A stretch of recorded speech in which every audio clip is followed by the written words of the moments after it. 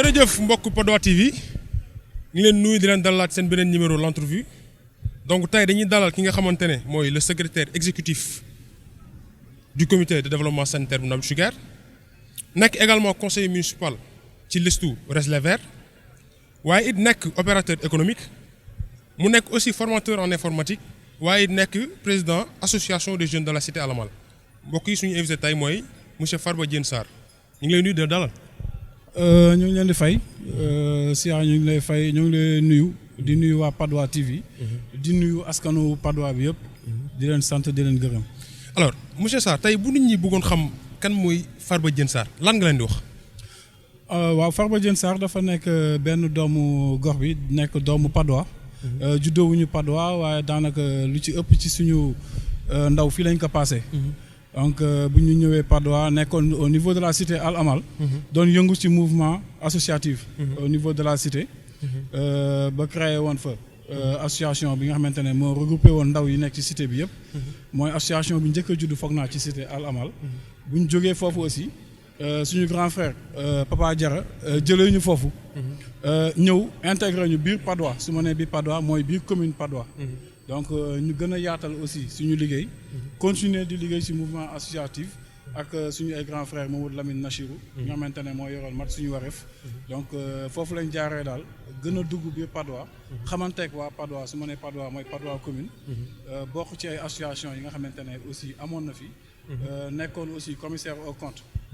ci jamonoy comité de santé yi nga xamante ne ñoom ñoo yoroon structure sanitaire yi.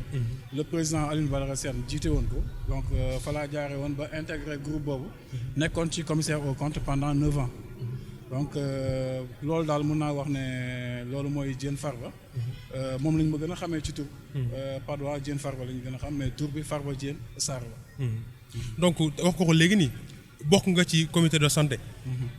tax na tey peut-être am na expérience boo jot am mais tey bu ñu doon waxtaan tey par rapport à sa expérience maanaam fi nga jóge ak ba tey ni nga nekk secrétaire exécutif fii ci CDS Nabou Choucair lan nga ñuy wax. waaw loolu dafay nekk lu xaw a intéressant parce que bu ñu duggee ci comité de santé bi aussi.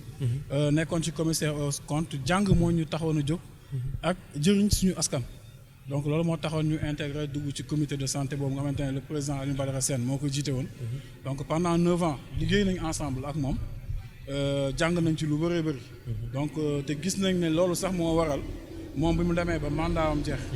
askan bi gisoon kat ne moom mënoon nañ ko fi bàyyiwaat aussi waaye dafa fekk ay textes moo ñuy tënkoon. ñu mujj ma proposé pour man ma remplacer ko. donc yàlla def aussi entre temps le ministre Abdoulaye Diouf Sarr changé les textes. ñu jógee ci comité de santé dem ci CDS. muy comité de développement sanitaire. yàlla def aussi. bu ñu ma présenté comme candidat donc c'est un groupe bi nga xamante ne moo fi nekkoon. ñoom ñoo ma présenté comme candidat. ànd seeg suñu ay papa suñu ay kilifa yi nga xamante ne ñoom ñoo nekkoon les délégués de quartier. ak ay ñi nga xamante ne ay association la ñu woon. donc ñoom ñoo ma proposé. suñu ma proposé nag nekkul dama fay ëpp xam-xam wala dama ko gën a mën a yor ñeneen ñi. yaakaar dong moo taxoon ñoom ñu tànn ma. te gëm nañ ne aussi. jàng nañ si li ñu newoon. mooy comité de santé jàng nañ ba war a mën a yor Nabou Choucair.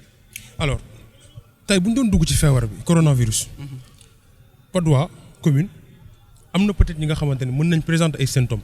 tey dañuy ñëw au niveau du centre. tey yan mécanisme wala ban dispositif moo fa tegu pour que tey ngeen mën leen accueillir ak aussi wax leen lu leer. waaw Nabou Choucair yàlla dafa def tout juste bi Covid bi di yegsi. dafa fekkoon ñun ñu nekkoon ci ay réflexion bu ñu yegsee dañoo gisoon ne services yi dañoo xawoon a éparpillé. da ngay gis service médecine mu am benn démembrement bi nekk ci suuf. amaat beneen bureau boo xamante ne ci médecine la nekk ci kaw. donc bi ñu ñëwee ñun automatiquement dañoo nekk loolu jaaduwul li gënoon mooy ñu harmoniser services yi mooy service yëpp ñu boole leen benn partie. ñu am rapprochement. ñu am rapprochement. tey médecine nga xamante ne boo ñëwee jógee ci bureau médecin. automatiquement mën nga jege pharmacie bi mën nga jege caisse bi soxlawuloo dem benn wàll bi nga xamante ne. labo la wala benn wàll bi nga xamante ne. maternité la donc yàlla bu mu defee aussi Covid bi ñëw loolu daf ñoo jàppale bu baax a baax a baax parce que malade bi nga xamante ne dafay ñëw andi ay symptômes Covid soxlawul muy dem côté bi nga xamante ne waa maternité ñoo fay nekk. soxlawul aussi muy yéeg di dem cabinet dentaire wala labo donc bu yegsee rek day am benn côté automatiquement boo xamante ne. foofu la war a jublu. waa orientation ji lañ ko guider wax ko kat ne ko côté bii nga war a dem. suñ demee foofu aussi à l'entrée. bu ñu waxtaanee ak suñu médecin chef. def nañ ko benn tri. def nañ fa benn tri boo ñëwee dinañ jël sa température dinañ jël aussi lépp loo xamante ne. mooy wane ne symptôme dafa nekk ci yow. wala newul ci yow ñu xam aussi. nan lañ lay taajee ak fan nga war a toogee pour bañ jaxasoo bi am ba ñu mën a wàll. mais ci côté jël yenn mesures yi peut-être tey bu ngeen jëlee température. aussi bokk na tey ci ngeen jël prélèvement. waay au niveau de test tey foo ñu doon wax ci test yi. est-ce que Nabil Choucair tey bu nit ñi ñëwee pour def test est-ce que dina gaaw génn pour bu ñu defee prélèvement ba pare. waaw test yi dafa nekk loo xamante ne nekkul si ñun la dépendre. ñun prélèvement yi rek la ñuy def. effectivement donc boo ñëwee Nabil Choucair le médecin am na deux choix bu fekkee dafa gis ne ay symptômes mu ngi ci yow. mun na la defal test rapide. donc sur place mun na la ko defal test rapide. test rapide bi aussi mun na la wax ndax na nga am Covid wala amuloo ko. si ginnaaw loolu pour am aussi loo xamante ne mooy gën a wóor lu gën a sûr daf lay defaraat tam fiche. fiche bi daf lay wax ne nga dem si ginnaaw. ñu parce que parfois test rapide aussi du fiable noonu. du fiable. donc moo tax daf lay jël yóbbu la ci ginnaaw ñu defal la foofu beneen prélèvement. prélèvement boobu nag moom la ñuy envoyé institut Pasteur. wala yeneen institut yi nga xamante ne ñoo nekk ci Sénégal féetewoo wàllu traitement des prélèvements. foofu nag la yéexaay bi di nekk. parce que actuellement boo xoolee feebar bi fi ñu toll nii bu njëkk da nga daan toog 24 heures ñu andi le résultat. après bu ñu ñëwee ba deuxième vague da nga daan toog 48 heures 72 heures ñu andi le résultat. mais léegi ba fi ñu toll nii mun nga toog 5 jours yoo xamante ne ce résultat du ñëw. donc loolu yëpp lu ko waral mooy nombre de prélèvements yi nga xamante ne. structure sanitaire yi ñu ngi koy def di ko envoyé si benn bërëb wala ñaari bërëb. mu doon Pasteur wala IRSF. donc ñaar ñooñu ñooy def analyse yi. peut-être loolu moo wax tax. résultats yi di xaw a yéex donc y a tellement de prélèvements. dafa am protocole. daa am protocole. voilà donc loolu il faut que ñun tamit ñu respecté ko. suñ ko respecté dès lors que envoyé nañ rek ça ne dépend plus de nous. ñoom bu ñu demee ba def seen i analyse ak seen i résultats bu génnee dañ ñu koy delloosi bu ñu ko delloosee ñu trier ko xool. képp koo xamante ne dafa nekk ñun ci suñu zone de couverture. muy Nabil Choucair ñu oo la wax la kat sa résultat yàlla def na dafa positif. ñu wax la matuwaay yi nga def wax la aussi nga ñëw jege si médecin bi ñu xool aussi na lañ lay defalee traitement. ak yan précaution nga war a jël. pour sa njaboot ak sa waa kër. mais c'est à préciser que aussi Nabil Choucair du CTE. Nabil Choucair du CTE. du CTE mais buñ am na fu ñuy toll foo xamante ne. centre yëpp ay recevoir Covid. parce que tey aussi boo ñëwee ba Nabil Choucair médecin bi gis koo xamante ne dafa am Covid. nekk ci benn état boo xamante ne dafa doy waar. xel nanguwul nga bàyyi ko mu dem. donc kooku aussi mun nañ ko fi téye le temps que ñu am place ci CTE yi. daal di ko fa yebal. donc Nabil Choucair ba fi ñuy toll du CTE. am nañ zone tampon boo xamante ne moo nekk ci district bi. mu ngi féetee centre de santé Mabdou. ok wax nga ko léegi nii donc Nabil Choucair changé na xar kanam. d'ailleurs population yi ñu ci bëri ñu ngi koy rafetlu. mais est-ce que tey ci qualité personnelle bi. est-ce que Nabil Choucair tey dox na ci ay jéego parce que ñu bëri ñu ngi woon fii Patte d'Oie mais bu ñuy faju yi dañuy gën dem ci yeneen centre de santé. waaw loolu dama ci sawar a tontu. peut-être ñàkk a xam la. yàlla def na aussi si vaccination yi bu mu ñëwee. ñu si bëri si askan bi. si lañ amaat possibilité wala si lañ amaat occasion duggaat ci biir centre de santé bi. te ku ci dugg yàlla def na satisfaction ngay génnee. ñun bi ñu yegsee si comité de développement sanitaire bi automatiquement. ñaari projet lañ amoon. mooy relever plateau médical bi suñ ko waxee relever plateau médical bi. mooy personnel bi. personnel bi ñu wut personnel qualifié. deuxième bi c'était quoi cadre de vie bi. mooy ñu xool nu ñu améliorer cadre de vie bi de telle sorte que. ki nga xamante ne day ñëw Nabil Choucair def fi benn 10 000 sax génn bu yegsee xelam dal bu yegsee aussi mu am benn. ci qualité d'hygiène bi qualité cadre de vie bi qualité hygiène qualité. ñu koy waxee orientation bi nu ñu lay accueillir aussi. mu doon loo xamante ne lu mucc ayib la. parce que am na aussi service d'accueil. am nañ service d'accueil parce que bu ñu ñëwee aussi mettre nañ automatiquement en place benn service d'accueil. mais lu ñu njëkk a def comme projet mooy. ñu médicaliser consultation yi. bu ñuy ñëw Nabil Choucair foog naa ñëpp xam nañ ko. dafa amoon consultation boo ñëwoon taxaw au niveau de la caisse. ne dama feebar dañ lay wax naan la infirmier nga bëgg a gis wala médecin. nga dagg 1000 francs wala nga dagg 2000. ñun bu ñu ñëwee automatiquement dañoo ne c'est pas normal. lan la ñu war a def mooy un médecin Dakar lañ nekk biir Dakar lañ nekk Patte d'Oie xolu Dakar la. donc c'est pas normal ñuy bàyyi un infirmier. muy consulter. alors que nous avons des médecins. dañoo généraliser consultation yi def ko consultation médicalisée un médecin mooy consulter. Donc foofu la ñu waxtaanoon ak le médecin chef bu fi nekkoon docteur Mbengue. On a recruté 11 médecins de plus dolli ko ci personnel bi. loolu yëpp pour am qualité personnel la. te gëm nañ ne réussir nañ ko la population aussi l'a accepté. dinañ wax peut-être ne 2000 bi dafa xaw a cher mais aussi am nañ service social.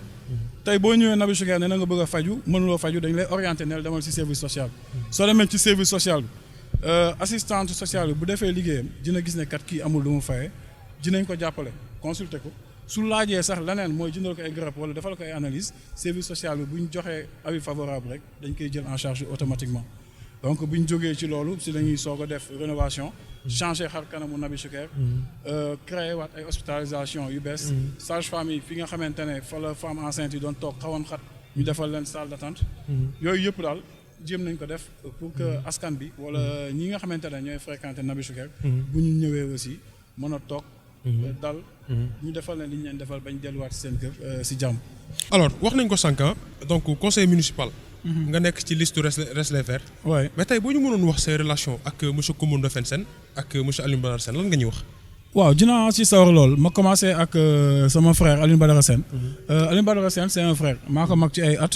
mais dafa nekkoon aussi responsable ci suñu mouvement. nekkoon aussi responsable bu mag ci Patte d'Oie. te daf ko nekk ba léegi daf koy incarner c'est un grand responsable boo xamante ne dafa nekk ci Patte d'Oie. J'ai été à ses côtés pendant 9 ans comme commissaire aux comptes jamono bu muy nekk président comité de santé Nabil Choucair. yàlla def aussi ñu demaat ba ci biir.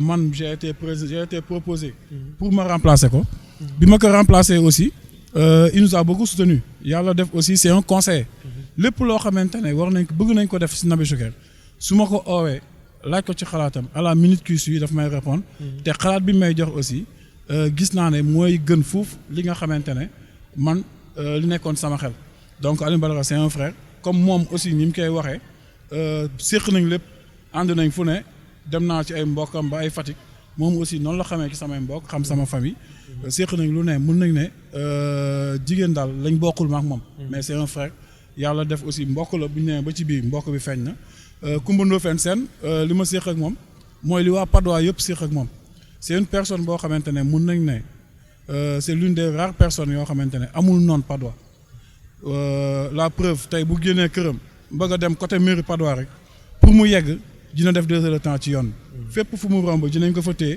waxtaan ak moom balaa mooy yegg yenn saa yi sax damay naan mais grand moom grand place boo dem fekk ko fa fépp lay fréquenter donc ce sont ces genres de personnes yoo xamante ne ñun dañ leen di soxla parce que dañuy jàng seen wet te aussi dañuy andi lu bëri mooy dañuy jàppale ci lépp lu ñu nekk Ndoffène tey mënuma wax dara ci moom parce que li ma gis rek moom la waa Patte d'Oie gis nit ku baax la nit ku bëgg Patte d'Oie la nit ku gëm liggéey la aussi donc loolu noonu yëpp nawee naa ko te nit bu mel ne noonu day neex a àndal. alors tey Reste les Verts tey boo ñu doon wax seen taxawaay par rapport ak tey ci commune bi peut-être wax nañ ko ci côté élection yi demoon ngeen en 2014 mais tey élection 2022 yi est-ce que am ngeen ci lu ngeen ci njort est-ce que da ngeen dem élection bi pas. waaw léegi loolu comme ni ñu ko waxee parce que yàlla def na élection yi passé comme ni ñu ko waxee bi ñu génnee ci élection yi Patte d'Oie Builders bi nga xamante ne moo nekkoon suñu base on a gagné les 11 bureaux de vote gagné fi taxawu Ndakaaru bi nga xamante ne jamono jooju moo fi nekkoon di lëmbe moo nekkoon ci kaw Khalifa Sall jiite woon ko gagné fi woon aussi parti au pouvoir bi nga xamante ne ñoo nekk APR donc 11 bureaux de vote yëpp Reste les Verts ñun ñoo ko gagné suñu nee Reste les Verts du ma ne le parti Reste les Verts mais mouvement wala mbooloo bi nga xamante ne moo demee woon ci bannière Reste les Verts yeneen élection nag ñëw na yi weesu 2014 élection législative 2014 élection locale 2014 yëpp on a soutenu une partie a soutenu le président Macky Sall y a une autre partie yoo xamante ne dañoo dem ci leneen comme ki mel ni Lamine François Bassène il n'a pas soutenu Benno Bokk Yaakaar te c'était le coordinateur man j'ai soutenu le président Macky Sall ci élection yi nga xamante ne am na fi yëpp Alioune Badara Sène aussi pareil donc mais pourquoi ce choix pourquoi nga choisir soutenir le président Macky Sall. waaw parce que par exemple élection yi ñuy jógee nii y avait 5 candidats 5 candidats yi fi nekkoon yëpp foog naa man li ma gisoon moom la Sénégalais yëpp gis wala majorité Sénégalais yëpp gis mooy le président Macky Sall moo nekkoon le meilleur candidat te moom moo ko nekk ba fi ñu toll moo fa nekk ba fi ñu toll kon gisuñu woon fu ñuy lu ñuy uti faneen may nañ ko voté nañ ko benn mandat mu def ñu gis mu ñaanaat ñu deuxième mandat. ñu gis ne kat ñeneen ñi nga xamante ne aussi soxla woon nañ. président Macky Sall tollu leen fii moo leen raw fuuf si jàng moo leen gën a am expérience moo leen gën a bëgg réew mi surtout parce que gars yi aussi dañuy wax mais bëgguñu dëkk bi. président Macky Sall. ah non mais président bu wax loolu quand même. non boo nee moo leen gën a bëgg réew mi day mel ne kenn ku nekk peut-être bëgg-bëgg bi nga am sax wane woo ko. bëgg-bëgg day am fu mu toll. bëgg-bëgg day am fu mu toll. waaye man leer na ma ne le président Macky Sall. ni mu bëggee Sénégal ñoom ñii di wax. tollu leen foofu. mais loolu fan nga ko mën a teg tey si boo koy natt fan nga koy teg. ci ni ñuy doxalee ñoom. ci ñuy doxalee ñoom. tey nañu xool fi ñu toll muy Covid bi. Covid bi ñu nekk. ban parti au pouvoir ban parti bu nekk opposition. nga gis bu wax jeunes yi dem leen ñaxu ji foog naa gisuma ko. ah si gis parti Pastef def nañ ko. non man non responsable yi nga demoon élection laa bëgg ñu toog. le président Ousmane Sonko par exemple. laa bëgg mu toog déggu ko ma ko nag mun naa jum. def na ko mais dégguma ko mu toog ne jeunes yi dem leen ngeen vacciné wu. li ma dégg dama njëkkoon dégg mu wax ne vaccin yi daa am lu ci ne. ba di si wax nouvel ordre mondial ak yu demee noonu. loolu laa déggoon. mais bi ñu tollee ci vaccin ñëpp xam nañ vaccin lu muy jëriñ. ñoom ñoo waroon jiitu nekkat jeunes yi dem leen ngeen vacciné wu. ni ñu jógee jamono ji di wax jeunes yi dem leen ngeen inscrire ci fichier électoral yi. noonu la ñu waroon def ci vaccin yi. parce que xam nañ ne ñàkk vaccination wala ñàkk vacciné wu moo waral lii nga xamante ne yegg si na fi tey. virus bi propagé wu.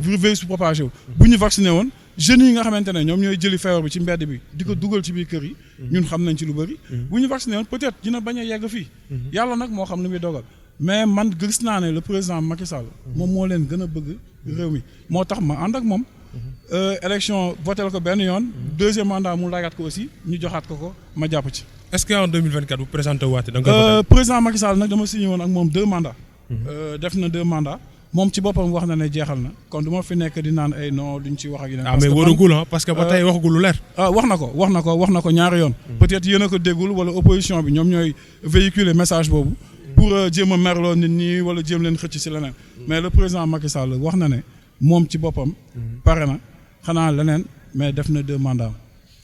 d'accord alors comme ni nga ko waxee sànq tey ci conseil municipal bi peut-être dina am ay contradictions mais dañu bëgg a xam say relation ak le maire Banda Diop parce que dañu gis ne toujours boo dugalee ay publication Facebook day ñëw di commenter di la féliciter lan mooy seen relation. waaw loolu dañ ciy sant yàlla parce que le maire Banda Diop ku ñu xam ne maa ngi moom nekkoon nañ ci benn situation bu doy waar du ma ne animosité mais benn situation bu doy waar.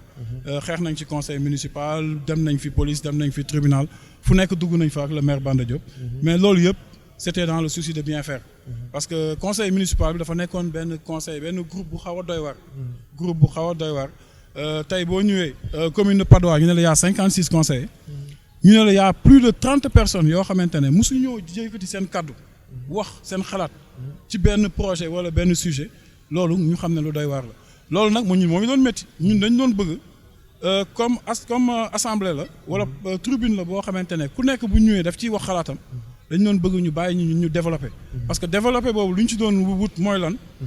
ñii nga xamante ne waxuñu. dañuy toog rek doon majorité automatique su le maire waxee on vote ñu yëkkati seen loxo su nekkee maire pour la wax ñu ne pour. donc mooy li xew assemblée nationale. comme non assemblée nationale peut-être leneen la. mais gisuma loolu. loolu moo am assemblée nationale gisuma loolu mais man fi ma nekk laay waxee. fi ma nekk parce que dama nekk ci biir. li xew ci conseil municipal bu Patte d'Oie mooy lan.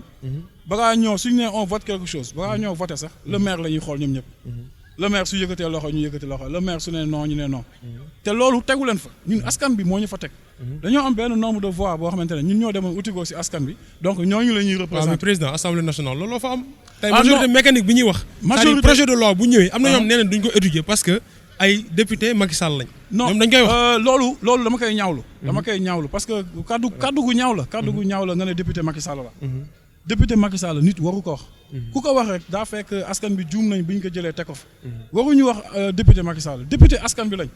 Macky Sall voté wul pour député yi toog fa. askan bi ñoo fal seen député donc député askan bi la ñu war a doon.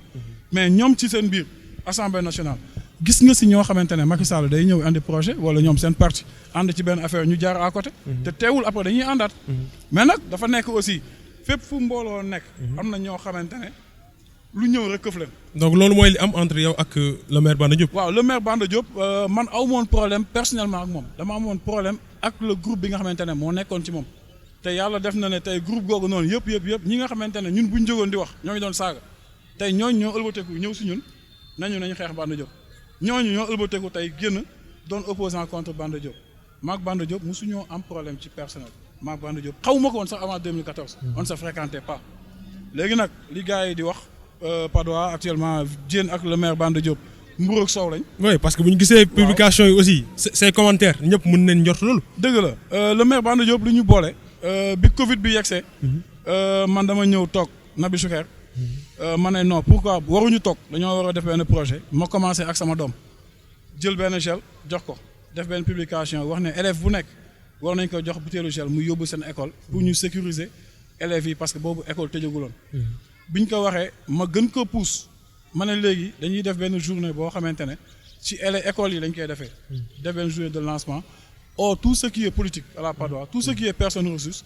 ñu ñëw def benn journée bu mag de sensibilisation j'avais appelé tout le monde bàyyi woon kenn parti au pouvoir opposition ku bëgg Diène ku bañ Diène ku bëgg Banda ku bañ Banda ñu bëggoon ko def école Grand Médine ba Tidiane Diallo fixé woon Tidiane Diallo APR fixé woon date moom moo nekkoon président comité de gestion bu école Grand Médine fa lañ ko bëggoon defee on avait appelé tout le monde pour que ñu booloo teg politique à côté ànd liggéey yàlla def c'était un mardi lañ ko programmé dimanche bi mu am arrêté boo xamante ne décret bu génn foog naa wala arrêté gouverneur bu interdire tout ce qui est rassemblement donc loolu moo taxoon le maire Banda Diop nag mu yegg si proposé ma ne ma sa projet bi gis naa ko dama bëgg jàpp ci dama bëgg la mairie accompagner la ma ne pourquoi pas man Nabi Choucair laay gérer Nabi Choucair daa am zone de couverture BCEAO la commencé ba Suprême extension te ñun on veut ratisser large dañoo bëgg laal commune bi yëpp ma waxtaan si ak sama frère le secrétaire exécutif Barry bi nekk Grand Médine ñu ne pourquoi pas ñu fédérer suñu force le maire Banda Diop c'est pas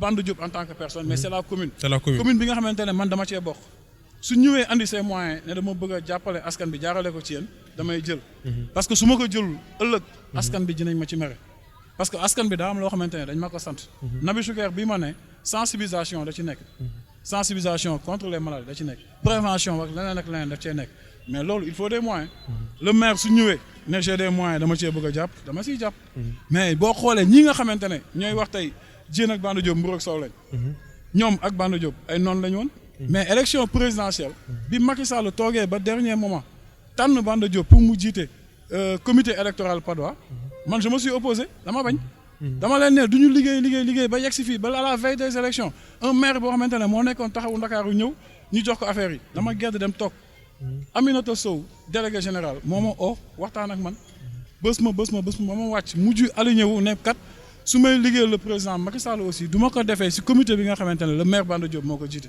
boobu laa dem ànd ak l'honorable madame Paye madame Mbacké ànd ak moom ñu liggéey def campagne bu mucc ayib te gëm nañ ne le président Macky Sall bu amee ndam fii Padois ñun ñoo ko def parce que li ñu def ci campagne li ñu def ci porte à porte li ñu dugg ci kër yi wax askan bi confiance bi xamante ne askan bi tegoon nga ci kaw gëm nañ ne loolu moo tax Padois ñun ñu am ci ndam donc le maire Banda Diop liggéey moo ñu boole il me respecte nag lépp loo xamante ne bëgg na ko def ci côté santé wala leneen daf may consulter man aussi en retour moom c'est le président du conseil de direction de Nabi Choucair ñu bëri xamuñu ko Nabi Choucair daa am comité am président du conseil de direction le maire mooy le président du conseil de direction ñun lépp loo xamante ne bëgg nañ ko def Nabi Choucair le maire bu ko validé wul du jàll bu ko neexee tey mu bloqué ko donc kooku xel warul nangu ma ne damay xeex wala damay xëccoo ak moom ci loo xamante ne moomuñu ko moom moomu ko man moomu ko askan bi moom am na lu bëri loo xamante ne le maire bu ci teguloon loxoom du dem am na aussi man loo xamante ne maa ngi ko koy defal au niveau de la commune te moom xam na man xam naa ñi mu seqal aussi xam nañ. mais dans le cadre politique tey ci élection locale yi ñu jëm. waay coalition Benno Bokk Yaakaar. gis nga ko def na keroog benn publication. waay muy ñaax ñu jëm inscrire. par rapport ak la révision. des listes. waay tey bu fekkente ne moom dafa confirmé wu ne mooy nekk le candidat. ci coalition bi est-ce que da nga dem ànd ak moom. man nee naa leen man musuma bokk Benno Bokk Yaakaar. musuma bokk Benno Bokk Yaakaar dama doon soutenir rek. donc.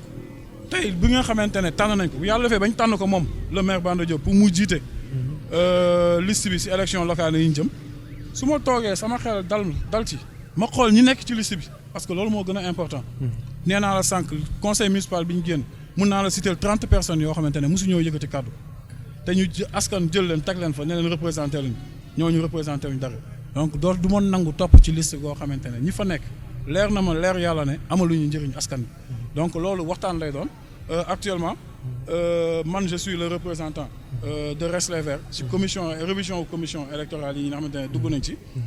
donc loolu mooy wane ne que nekkuñu ci parti boobu. nekkuñu ci coalition bi. dañuy ànd rek. dañuy ànd parce que aussi foog gars yi xam leen.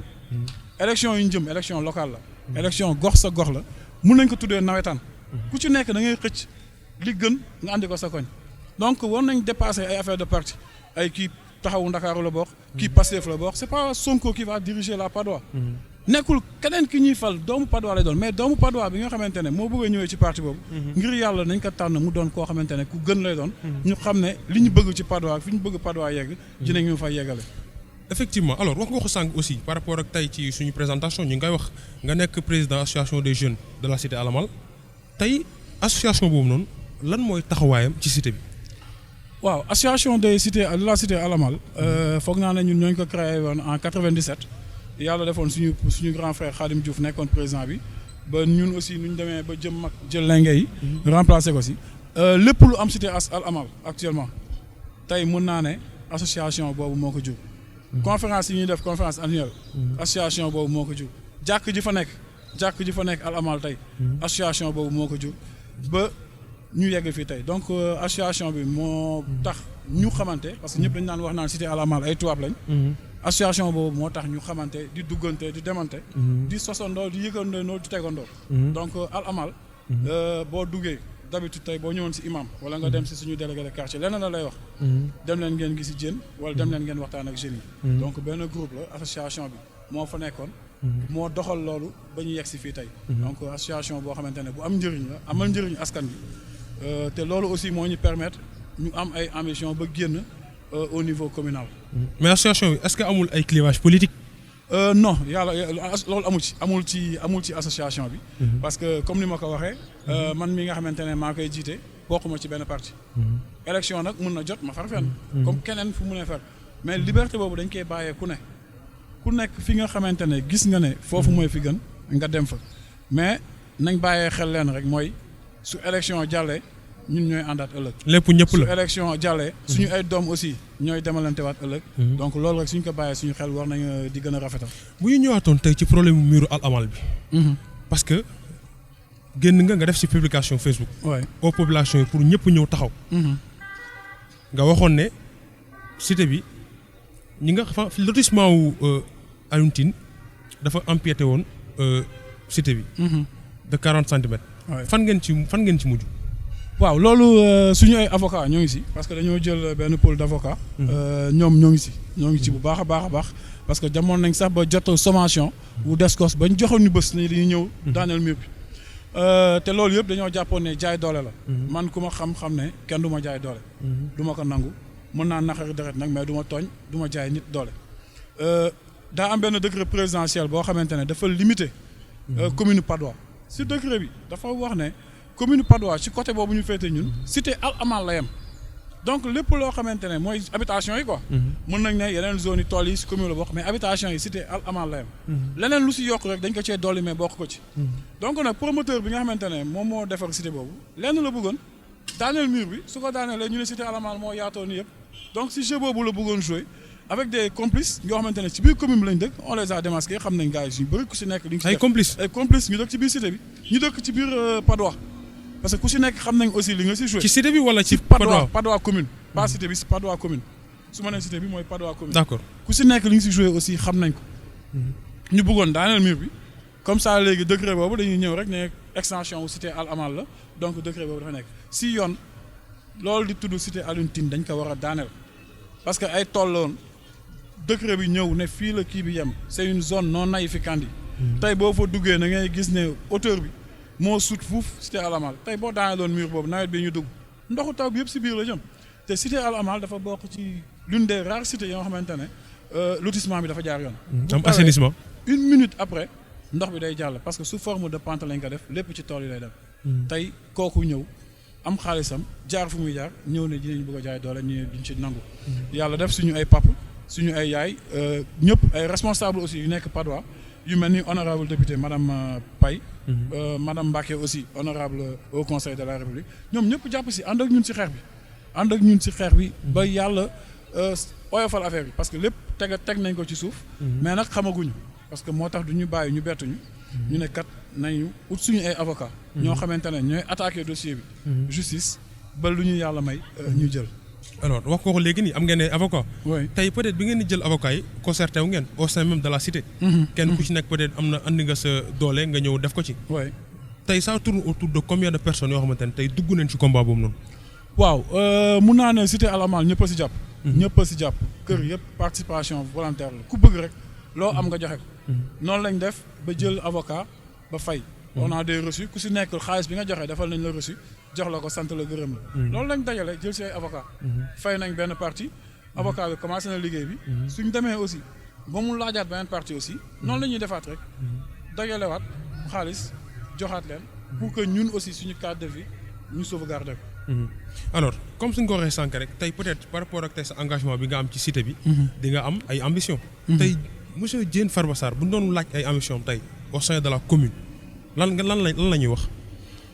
waaw suñu ambition déjà lu ñu motiver rek mooy gox bi jaar yoon.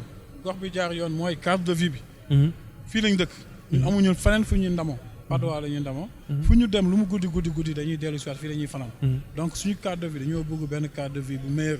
cadre de vie bu agréable. nga xamante ne suñu ay doom soxlawuñu di génn naan ñoo ngi dem di fawee ji feneen. loolu si lu ñuy motiver la bokk. am nañ aussi yeneen ambition suñu ambition mooy nañ defar rek. nañ defar comme ni ñu def école Padoa. ak conseil communal de la jeunesse. Alioune Badara Sène doon ko jiite. ñu réfectionné woon fa ay toilettes yi. peinturaat ko changer des tables de banc ak ndimbalu Aminata Sow. donc loolu rek la ñun lépp lu ñu bëgg mooy. askan bi. li mu soxla mu am ko fii. bëgguñu mu uti ji ko faneen. bëgguñu aussi nit jóge Padoa ne damay jaay sama kër quartier diw moo gën dañoo bëgg a defar suñu gox. loolu dong ñu tax a jóg. moo tax suñu mouvement boobu suñu ëllëgu gox lañ ko tuddee woon. mooy lan ñoo ngi bàyyee xel ëllëg ñoo ngi bàyyee xel suñu ay doom. lan lañ leen di bàyyal donc ñun loolu la ñuy liggéey si loolu la ñuy dox. si loolu la ñuy wéy mooy lan ñu defar cadre de vie bi defar Padoa de telle sorte que suñuy ay doom kat buñ ñëwee. du ma ne duñ def dara de mais seen liggéey dina gën a woyof. au-delà du conseil municipal. est-ce que tey mën nañ xaar Farba Diène Sarr nekk maire Padoa. yàlla mën na ko. yàlla mën na ko mais ñoo ngi si jàng. ñoo ngi si jàng ba léegi dañuy jàng. comme ni ma ko waxee woon fi ñu nekk. mais boo xam ne seen bëgg-bëgg. yàlla mooy dogal ah. yàlla mooy dogal parce que. am nañ yéene. am nañ yéene ci commune bi. am nañ yéene bu baax am nañ vision am na lu ñu gis loo xamante ne mën nañ ko defal suñu bopp. te loolu pour nga yegg si aussi. foog nga diriger commune bi. donc loolu nga xamante ne ñun nekk na suñu xel. suñu gisee ku ñu ko mun defal. dañ siy jàpp ànd ak moom suñu gisul koo xamante ne mun nañu ko defal. ñun aussi dañuy taxaw samp suñuy ndënd laaj ni ñëpp parce que lu ñu mën. ñun gëm nañ ne ñoo leen ko dàq. te ñoo leen ko gën a mën. lan mooy sa dernier mot. waaw di sant waa Padoa bu baax a baax. di remercier aussi suñu médecin chef. Rokhaya Dabassi bi nga xamante ne aussi bu mu ñëwee ci district bi ba léegi. mu ngi fi def liggéey bu extraordinaire. lépp loo xamante ne ñun au sein du CDS yëkkati nañ ko. ne kat lii lañ gis bëgg nañ def réalisation bi. pour cadre de vie bi pour séjour malade bi gën a agréable. moom suñu bopp si boppam bloqué wuñu si leen. di ko sant di ko gërëm bu baax aussi. di ko ñaanal aussi yàlla gën a dëgëral taxawaay bi yàlla gën a yokk mën-mën bi parce que mu ngi ñuy jàppale si suñu liggéey bu baax c'est le médecin chef de district on est 3 man la le trésorier ak moom tey bu ko neexoon ñu toog à 3 ni lii lañ bëgg a def mu ne non du ma ko def moom mooy le téye les chéquiers ñun signataire dong lañ su ko neexoon ne du ma ko def mais nag lépp loo xamante ne bëgg nañu ko mu ngi si jàppale. mais am nga entente seen biir quoi ba da ngeen di déggoo ci yu bëri macha allah di ñaan yàlla aussi entente boobu yàlla sàmmal ñu ko ba li nga xamante ne bëgg nañ ko am Padoa si Nabil Choucair yàlla defal ñu ko parce que clinique lañ amoon comme objectif bu ñuy ñëw dañuy ne clinique de l'amitié bi nga xamante ne moo nekk Liberté 6 mën nañ def lu raw loolu moo tax booy dugg ci portail bi ñu xaw a sàcc tuuti clinique de l'amitié ak seen i porte ak seen i verre parce que loolu mooy doon suñu objectif liggéey ci ba képp koo xamante ne dugg nga Nabil Choucair nga kontaan sa xel mën a dal nga mën a dellu si parce que Padoa aussi bu ñu fàtte ne am na ñoo xamante ne du ñu fréquente Nabil Choucair parce que dañ fee mus a dugg